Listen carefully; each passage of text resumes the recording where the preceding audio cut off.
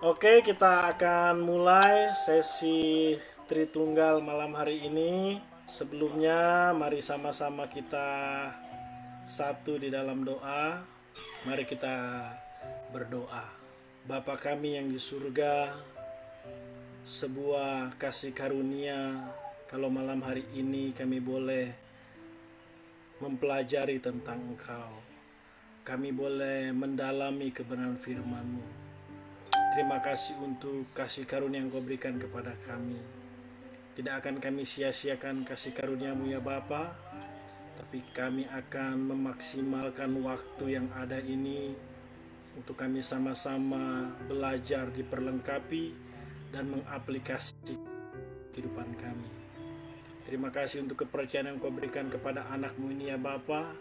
Berkenanlah menyertai, memberkati dari awal hingga akhir sesi ini. Segala pujian, kemuliaan hanya bagi Tuhan kami Yesus Kristus. Di dalam namanya kami sudah berdoa dan bersyukur. Haleluya. Amin. Dari sekian doktrin dalam kekristenan, yang sulit untuk dipahami adalah doktrin Tritunggal. Sulit dipahami bukan berarti tidak bisa dipelajari. Setiap yang sulit kalau kita belajar dengan sungguh-sungguh pasti kita bisa pahami, termasuk doktrin Tritunggal. Nah, Bapak Ibu Saudara, salah satu alasan saya membawakan tema Tritunggal adalah terdapat banyak tuduhan terhadap kekristenan. Untuk itu malam hari ini saya akan memulai sesi ini dengan satu kata, yaitu tuduhan. Terdapat beberapa pihak yang menuduh kekristenan yang mengajarkan dan mempercayai Tritunggal. Adapun tuduhan tersebut saya singkat dengan satu kata, yaitu tuduh. Tu-nya itu Tuhan orang Kristen ada 3. D-nya di Alkitab tidak ada kata Tritunggal, atau tidak ada ayat-ayat mengenai Tritunggal. U-nya usaha manusia. Usaha manusia yang saya maksudkan di sini, tahun 325 diadakan konsili Nicea. Melalui konsili ini, untuk pertama kalinya Tritunggal diformulasikan. Dengan kata lain, Tritunggal merupakan usaha manusia. Yang terakhir H, hanya Bapa yang adalah Tuhan, sedangkan Yesus dan Roh Kudus bukanlah Tuhan. Nah, sekali lagi Bapak Ibu Saudara, salah satu alasan saya membawakan tema Tritunggal karena tuduhan-tuduhan ini. Saya singkat dengan kata tuduh. Nah, untuk menanggapi tuduhan ini, mari kita mengenal Allah berdasarkan Alkitab dan sejarah bangsa Israel. Bapak Ibu Saudara, dalam Kejadian pasal 1 di ayat yang pertama, kedua, dan 26, secara implisit atau secara tidak langsung Alkitab memperkenalkan Allah dalam bentuk jamak. Dalam ayat 1 dikatakan pada mulanya Allah. Allah dalam ayat ini dari bahasa aslinya adalah Elohim. Elohim merupakan bentuk jamak. Kalau El itu bentuk tunggal. Tapi dalam ayat ini ditulis kata Allah atau Elohim dalam bentuk jamak. Di ayat yang kedua terdapat kata roh Allah melayang-layang. Dari ayat ini kita bisa berpikir sejenak, kalau memang Allah itu hanya satu, tunggal, lalu siapa roh Allah dalam ayat ini? Nah, orang Kristen mengenal roh Allah sebagai Roh Kudus dalam Yohanes 14 ayat 26. Nah, yang terakhir di ayat 26 dikatakan baiklah kita. Kita ini jelas sekali Bapak Ibu Saudara menunjukkan kejamakan Allah. Nah, berdasarkan Kejadian 1 ini, sebenarnya kekristenan tidak menyembah 3 Tuhan, melainkan Tuhan yang memperkenalkan dirinya dalam bentuk jamak. Jamak di sini berarti satu kesatuan. Kalau kita baca Ulangan pasal 6 ayat 4, di sana dijelaskan Allah itu Esa. Nah, kata Esa dalam ayat tersebut dalam bahasa Ibrani adalah ehad. Ehad memiliki pengertian satu kesatuan. Bukan satu dalam pengertian tunggal, tapi satu kesatuan. Ini merupakan kejamakan Allah. Untuk lebih mengenal Allah, Bapak Ibu Saudara, mari kita baca Keluaran 3 ayat 13 sampai 15. Lalu Musa berkata kepada Allah, "Tetapi apabila aku mendapatkan orang Israel dan berkata kepada mereka, Allah nenek moyangmu telah mengutus aku kepadamu, dan mereka bertanya kepadaku, bagaimana tentang namanya? Apakah yang harus kujawab kepada mereka?" Firman Allah kepada Musa, "Aku adalah aku." Lagi firman-Nya, "Beginilah kau katakan kepada orang Israel itu, Akulah aku, telah mengutus aku kepadamu." Selanjutnya berfirmanlah Allah kepada Musa, "Beginilah kau katakan kepada orang Israel, Tuhan, Allah nenek moyangmu, Allah Abraham, Allah Ishak dan Allah Yakub, telah mengutus aku kepadamu. Itulah namaku untuk selama-lamanya, dan itulah sebutanku turun-temurun." Bapak Ibu Saudara, melalui ayat ini dapat saya simpulkan, yang pertama, untuk pertama kalinya Allah memperkenalkan dirinya, bukan hanya memperkenalkan dirinya saja, melainkan memperkenalkan namanya juga kepada Musa dan bangsa Israel. Waktu itu Musa nanya, Bapak Ibu Saudara, "Kalau bangsa Israel bertanya kepadaku, siapa nama Allah? Siapa nama Tuhan?" Tuhan menjawab, memberitahu kepada Musa, "Aku adalah aku." Dalam bahasa Ibrani, Ehye, Asher, Ehye. Nanti kita akan pelajari dalam bahasa Yunaninya, Ego Emi. Dalam bahasa Inggris, I am that I am. Nah, Bapak Ibu Saudara, perlu kita ketahui terlebih dahulu, kenapa sampai Musa menanyakan nama. Nah, kenapa Musa menanyakan nama Allah? Karena pada waktu itu, Bapak Ibu Saudara, bangsa-bangsa lain di luar bangsa Israel, mereka juga menyembah Elohim atau El dengan nama yang berbeda-beda, seperti Molok, Mamon, Baal, dan nama-nama lainnya. Inilah sebabnya Musa bertanya, siapa nama Allah? Tadi sebelumnya kita sudah bahas dalam Kejadian 1, kata Elohim. Di luar bangsa Israel ada juga Elohim. Nah, Elohim yang satu ini siapa namanya? Dan Allah menjawab, Ehye, Asher, Ehye. Kemudian di ayat ke-15-nya, Tuhan, itulah namaku, Yahweh, YHWH, huruf besar semua. Nah, Bapak Ibu Saudara, inilah alasan Musa menanyakan nama Allah. Nah, kembali ke ayat ini, Bapak Ibu Saudara, menurut beberapa ahli, ungkapan "aku adalah aku" memiliki pengertian yang luar biasa, Bapak Ibu Saudara. Aku adalah aku di sini memiliki pengertian bahwa Tuhan bukanlah Tuhan yang tidak bergerak, bukanlah Tuhan yang mati, melainkan Tuhan yang hidup, yang bekerja, yang penuh dengan dinamika. Dengan kata lain, aku adalah Allah yang hadir dan berbuat. Jadi luar biasa, Bapak Ibu Saudara. Kalau orang ingin mengenal satu-satunya Allah yang benar, siapakah Allah, seperti apa latar belakang Allah, maka kalau mau fair, orang tersebut harus mempelajarinya berdasarkan sejarah bangsa Israel. Dan sejarah bangsa Israel dapat kita temukan di dalam Alkitab, bahwa satu-satunya Allah yang benar dari sekian Allah yang ada, memperkenalkan namanya, Ehye, Asher, Ehye, YHWH, Yahweh, itulah namaku. Dan kalimat atau ungkapan "aku adalah aku" ini maknanya luar biasa. Aku Allah yang hadir dan berbuat. Dan terbukti loh, Bapak Ibu Saudara, berdasarkan sejarah bangsa Israel, kehadiran Tuhan bagi bangsa Israel bukanlah kehadiran seperti barang mati, seperti pohon, kursi, meja, dan sebagainya yang disembah oleh bangsa-bangsa lain. Tapi kehadiran Tuhan bagi bangsa Israel merupakan kehadiran yang disertai dengan perbuatan-perbuatan yang ajaib. Dan di sepanjang sejarah bangsa Israel kita bisa melihat Allah menyatakan dirinya, memperkenalkan dirinya dengan karya-karyanya. Ini luar biasa, Bapak Ibu Saudara, termasuk yang Musa alami. Allah memperkenalkan dirinya melalui karyanya. Jadi sekali lagi Bapak Ibu, kalau ada orang yang mempertanyakan siapakah Allah, siapakah Allah yang benar, seperti apakah Allah, maka secara adil dia harus fair. Dia harus mengenal Allah melalui sejarah bangsa Israel.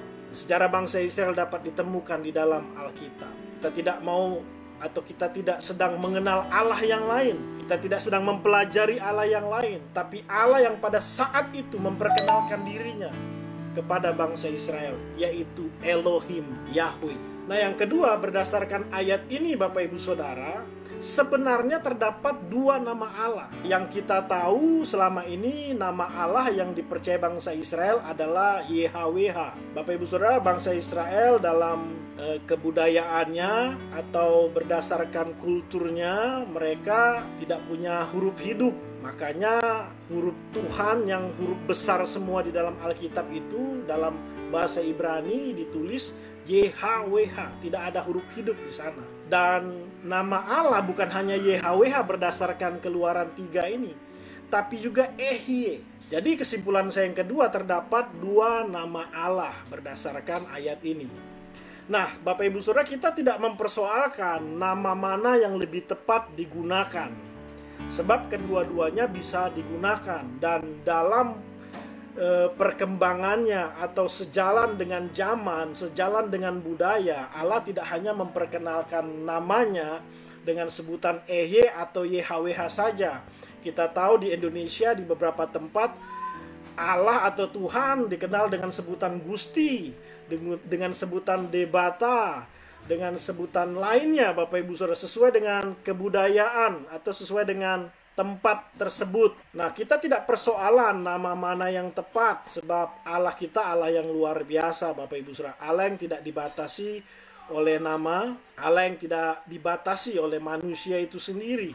Yang terpenting begini Bapak Ibu Saudara, yang terpenting ini, perhatikan Bapak Ibu Saudara, yang terpenting adalah adakah pribadi lain yang menggunakan nama ini?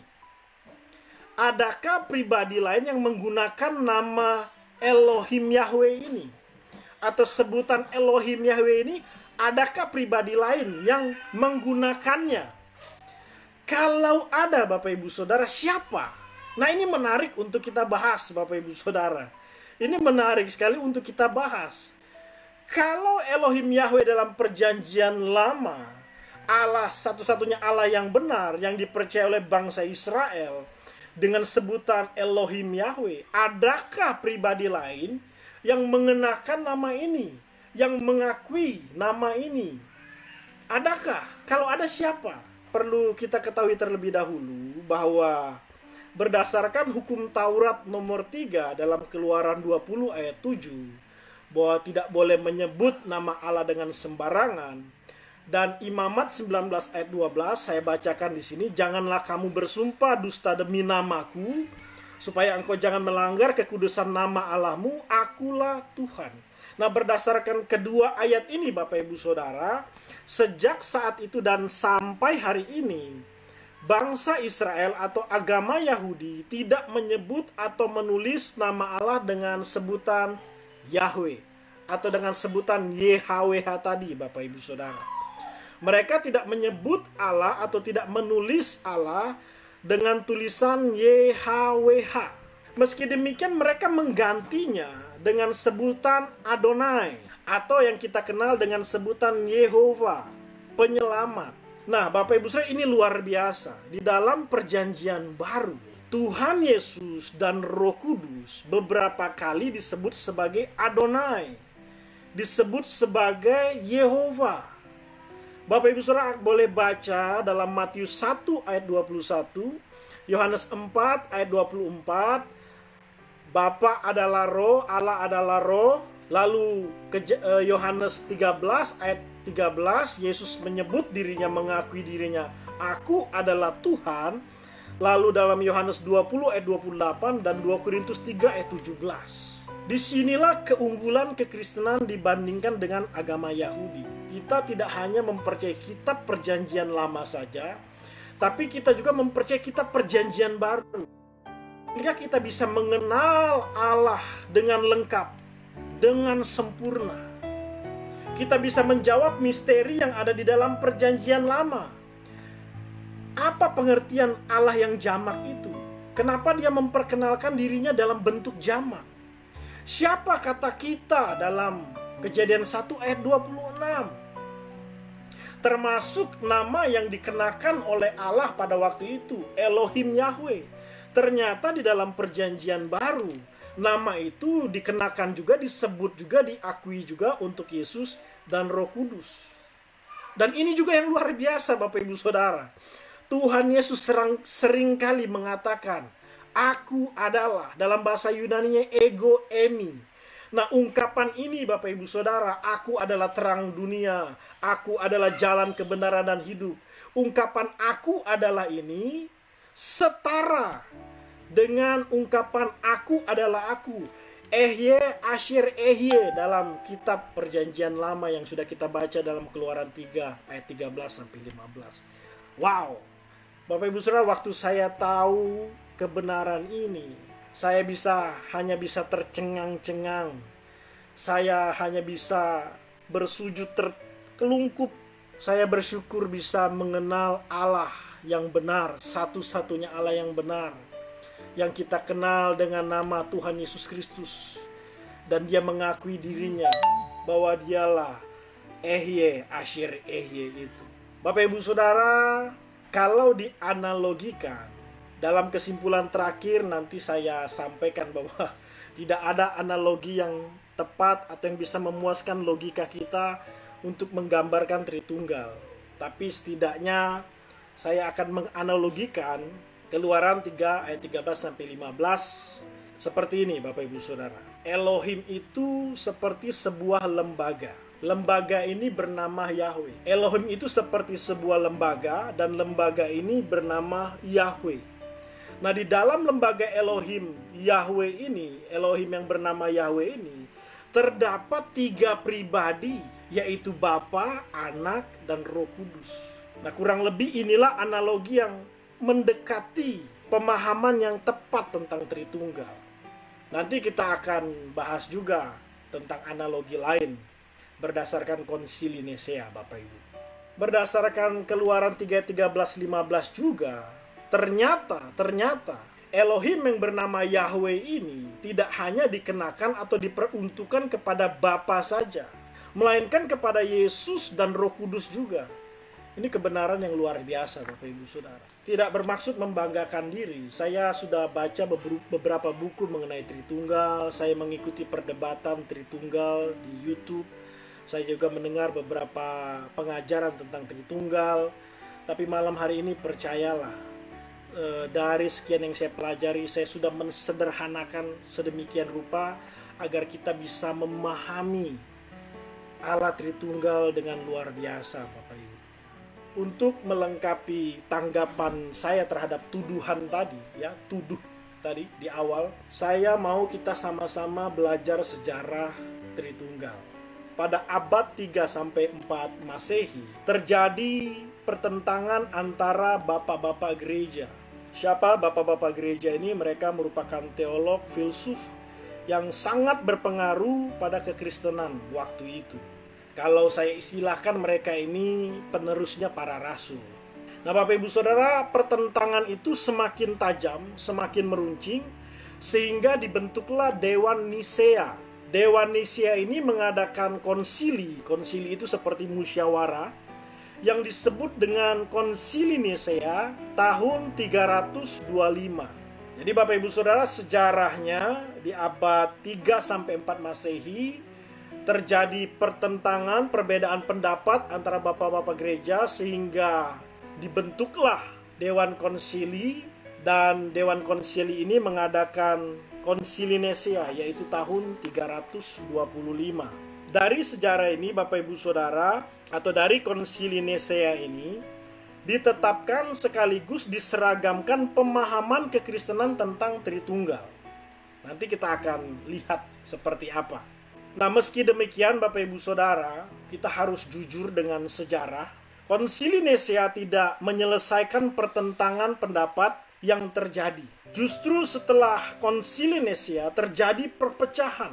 Bahkan sejarah hitam gereja sesama orang Kristen bermusuhan dan saling bunuh-membunuh. Ini menyedihkan sekali Bapak Ibu Saudara. Dan ini tidak mewakili kekristenan.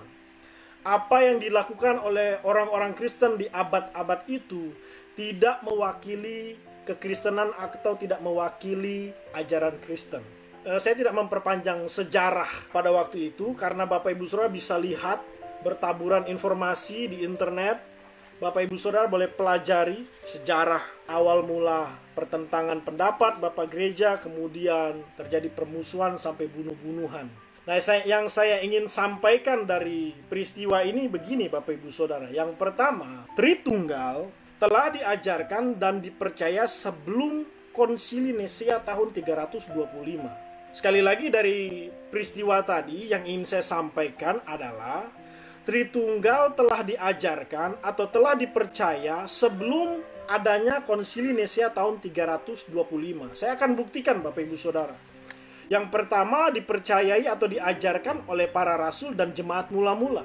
Tentu saja ini berdasarkan kitab-kitab yang ditulis oleh para rasul, khususnya Injil Matius, Markus, Lukas, dan Yohanes. Dari situ kita bisa melihat bagaimana para rasul, jemaat mula-mula, mereka mempercayai Tritunggal. Dan kalau kita baca tulisan-tulisan Paulus, ayat-ayat atau kitab-kitab setelah Matius, Markus, Lukas, Yohanes, banyak sekali ajaran atau kepercayaan mengenai Tritunggal. Nah, ada seorang penulis Kristen dan juga uskup di Antioquia, dia bernama Ignatius Nurono. Ignatius Nurono ini di tahun 100 sampai 110 Masehi, dia memberikan dukungan bagi pemahaman Trinitas. Bahkan dia mendesak orang Kristen pada waktu itu untuk percaya kepada Kristus, kepada Bapa, dan kepada Roh Kudus. Selain Ignatius Nurono, ada seorang apolog, yaitu bernama Justinus Martir, tahun 100 sampai 165 Masehi. Dalam tulisannya, dalam nama Allah Bapa dan Tuhan alam semesta dan juru selamat kita Yesus Kristus dan Roh Kudus. Kemudian ada Theophilus dari Antioquia, dia seorang bapak gereja juga. Melalui Theophiluslah pertama kali digunakan kata Trinitas tahun 179 Masehi. Jadi kata Tritunggal atau Trinitas pertama kali dikenal melalui Theophilus. Jadi sejarah Tritunggal yang pertama ini yang ingin saya sampaikan, Tritunggal telah dipercaya dan telah diajarkan sebelum adanya Konsili Nisea tahun 325. Nah, yang kedua Bapak Ibu Saudara, tanggapan saya terhadap tuduhan tadi bahwa Tritunggal itu tidak diformulasikan oleh manusia. Tidak Bapak Ibu Saudara, tapi telah diformulasikan terlebih dahulu oleh Alkitab. Banyak sekali bertaburan ayat-ayat Alkitab yang memformulasikan doktrin Tritunggal. Nah Bapak Ibu Saudara, yang kedua sejarah Tritunggal, bahwa Tritunggal telah diformulasikan terlebih dahulu oleh Alkitab. Jadi Tritunggal ini bukan usaha manusia Bapak Ibu Saudara, justru usaha Allah. Allah lah yang memperkenalkan Tritunggal itu kepada orang-orang percaya. Sama sekali tuduhan yang salah.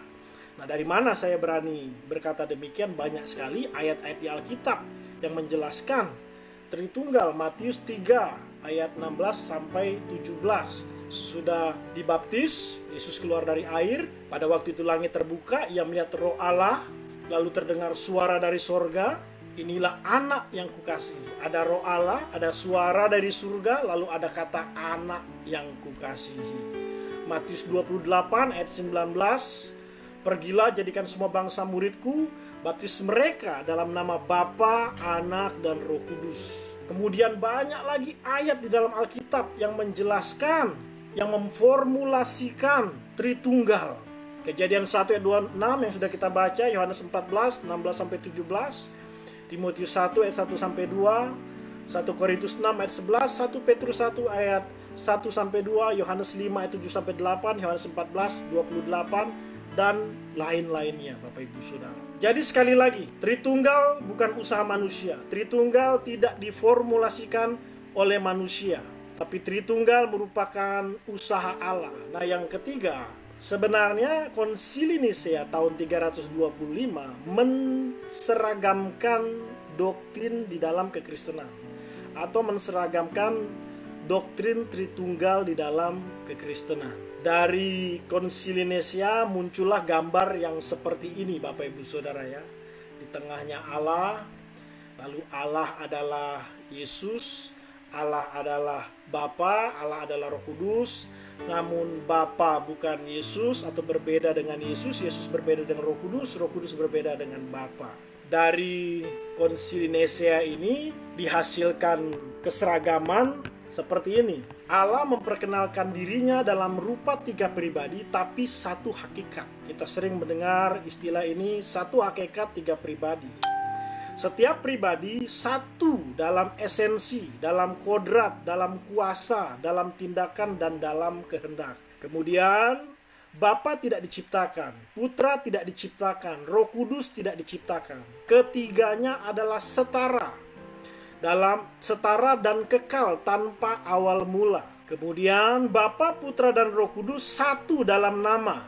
Ya, tadi kita sudah pelajari bahwa Elohim Yahweh, ya, nama Yahweh tadi itu bukan mewakili satu pribadi saja, atau tidak dikenakan satu pribadi saja Bapak Ibu, tapi dikenakan juga untuk tidak hanya kepada Bapa maksud saya, tapi dikenakan juga, diakui juga untuk Yesus dan Roh Kudus. Dan yang terakhir, ketiganya tidak dapat dipisahkan satu sama lain. Masing-masing pribadi dipahami memiliki kodrat atau esensi yang identik. Ini luar biasa sebenarnya. Hasil dari Konsili Nisea ini sebenarnya luar biasa. Mereka meneruskan formulasi yang sudah ada sebelumnya. Mereka mengkonsepkan kembali Bapak Ibu Saudara.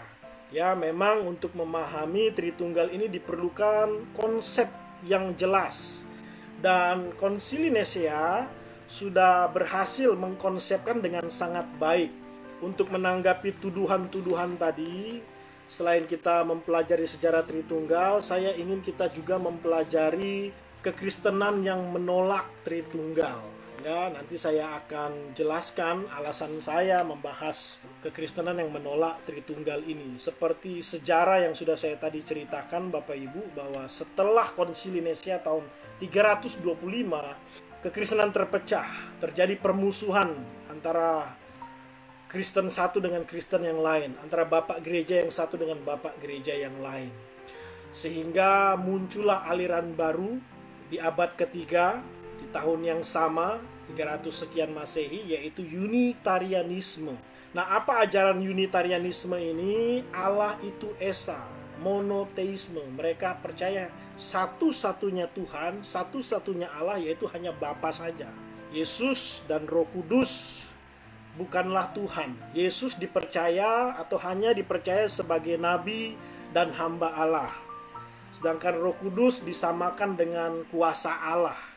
Ya, sesuatu yang menjadi bagian dari Allah, yaitu kuasanya Allah, bukan pribadi. Nah, Bapak Ibu Saudara, ajaran ini terus berkembang hingga hari ini. Kalau kita menemukan saudara kita sesama Kristen, dia hanya mempercayai bahwa satu-satunya Tuhan hanya Bapa, yaitu aliran Unitarianisme. Ajaran ini dipelopori oleh Bapak Gereja yang bernama Arius. Bapak Ibu Saudara lengkapnya boleh baca dalam sejarah Bapak-Bapak Gereja.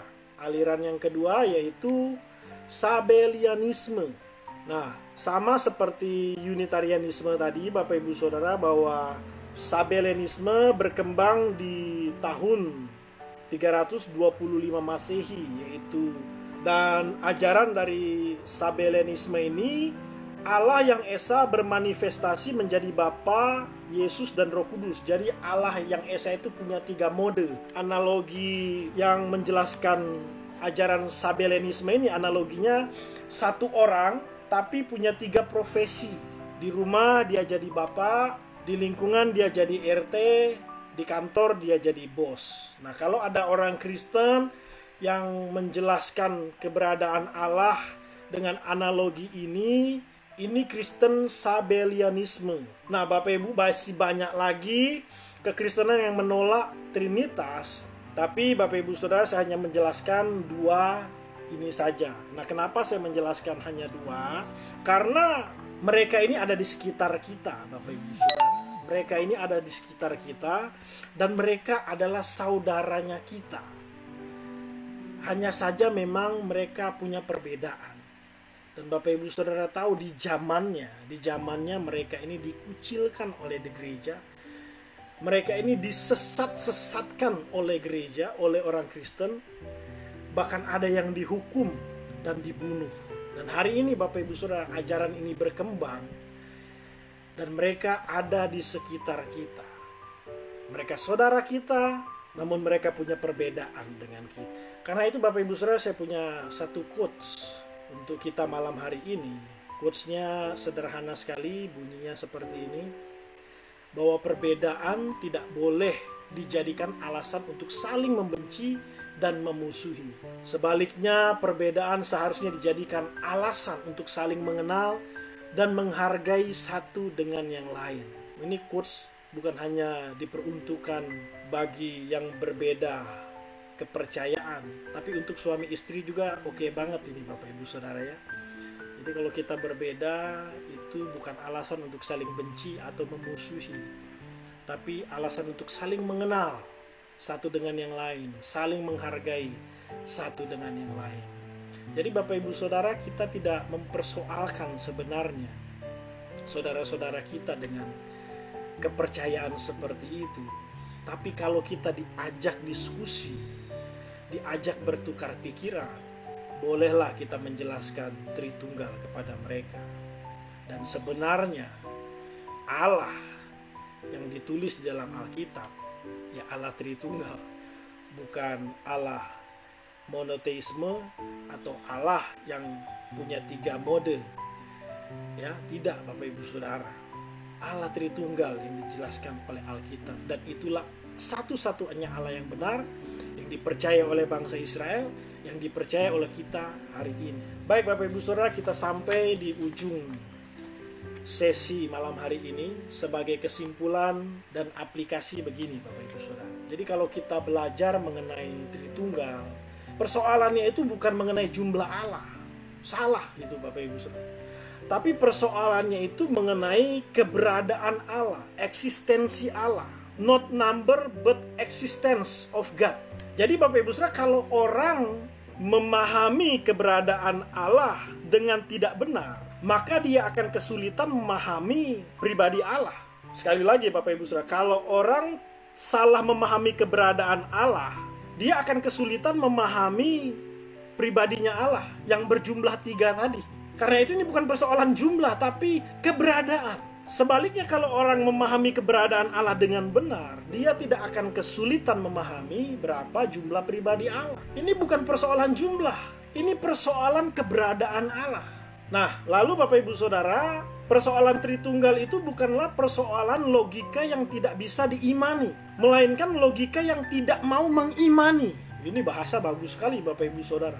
Persoalan Tritunggal bukanlah logika yang tidak bisa diimani, tapi logika yang tidak mau mengimani.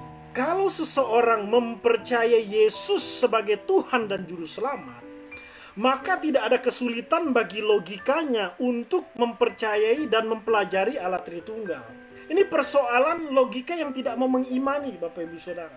Banyak sekali tuduhan yang mengatakan Yesus bukan Tuhan. Waduh, ini keterlaluan Bapak Ibu Saudara. Keterlaluan sekali. Bukan persoalan tidak masuk logika. Logikanya tidak mau mengimani bahwa Yesus adalah Tuhan. Padahal kalau dia mengimani Yesus adalah Tuhan, tidak ada kesulitan bagi logikanya untuk belajar dan percaya kepada Allah Tritunggal. Nah, yang ketiga, persoalan Tritunggal bukanlah kurangnya ayat-ayat tentang Tritunggal. Tadi saya katakan bertaburan ayat tentang Tritunggal, melainkan kurangnya usaha untuk mempelajari ayat-ayat tersebut. Malam hari ini saya tidak bahas latar belakang Alkitab, saya tidak bahas tafsir setiap ayat. Kita harus berurusan masing-masing Bapak Ibu Saudara mempelajari setiap ayat itu. Kita harus berusaha mengetahui setiap ayat. Dan saya sudah pelajari satu persatu ayat yang menjelaskan tentang Tritunggal.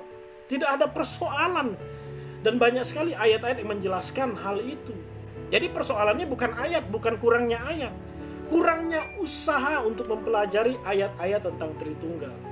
Kalau kita berusaha dengan pimpinan Roh Kudus, minta hikmat Tuhan, waduh Bapak Ibu Saudara, kita akan takjub. Kita akan takjub mengenal Allah Tritunggal.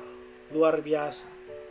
Dan yang terakhir, kesimpulan dan aplikasi, Allah Tritunggal tidak boleh hanya diteorikan dan diperdebatkan, tapi harus dialami.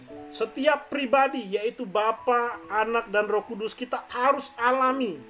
Melalui apa Bapak Ibu Saudara? Pengalaman kita sehari-hari. Melalui perubahan hidup kita setiap hari. Allah Tritunggal tidak boleh hanya diteorikan dan diperdebatkan saja, tapi kita harus mengalami. Setiap pribadi, Allah sudah memperkenalkan dirinya melalui 3 pribadi itu. Kita harus mengalami Bapa. Kita harus mengalami Yesus, mengalami Roh Kudus. Melalui apa Bapak Ibu Saudara? Melalui pengalaman hidup kita setiap hari. Melalui perubahan hidup kita setiap hari. Analogi apapun, air, api, matahari, analogi apapun tidak pernah memuaskan logika kita dalam menjelaskan Tritunggal.